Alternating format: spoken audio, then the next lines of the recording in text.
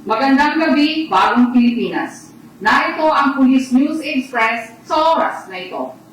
Kaugnay sa mga isinagawang pagtitipon sa Metro Manila ngayong Nobyembre 30, narito ang pinakahuling update kung saan mahigpit na tinutukan ng Philippine National Police ang seguridad at kaayusan para sa publiko. Nananatiling maayos at mapayapa ang kabuoang sitwasyon sa iba't ibang bahagi ng Maynila nitong November 30, kasabay ng serye ng kilos protesta at pagtitipon kabilang ang tinaguriang trilyon peso march. Mahigit 2,400 na pulis mula sa NCRPO ang itinalaga sa Mindiola, Recto Avenue, EDSA Shrine at iba pang protest sites upang siguraduhin ang public safety, crowd management at daloy ng trapiko. Nagsagawa rin ng on-ground monitoring ang mga matataas na opisyal ng PNP upang tiyakin ang maayos na pagpapatupad ng mga security measures.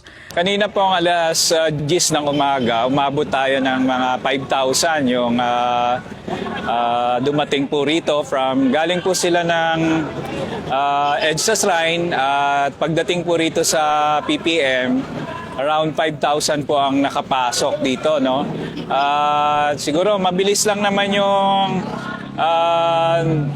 nagkaroon ng konting traffic at nung pumasok na po lahat yung 5,000, nagdire-diretso na yung sa EDSA, no?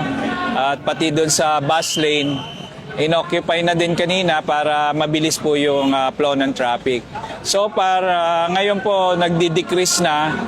Siguro po decreasing na kasi hanggang 6 PM lang po ang binigay ng LGU ng rally permit 6 AM to 6 PM.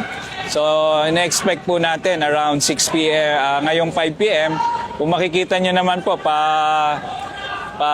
uwi na yung iba, papunta na sa Robinson at yung iba naman dito sa area ng Santolan MRT.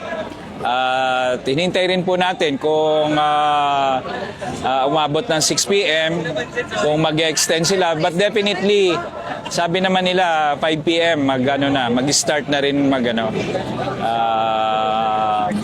mag-disperse po.